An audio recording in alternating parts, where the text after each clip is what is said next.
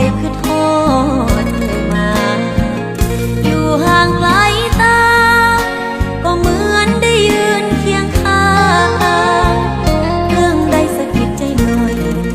ก็คอยอยากเล่าสู่ฟังยามอายโทรมาทุกครั้งเหมือนใจอยากฟ้องคำว่ากำลังคือทอดพอดี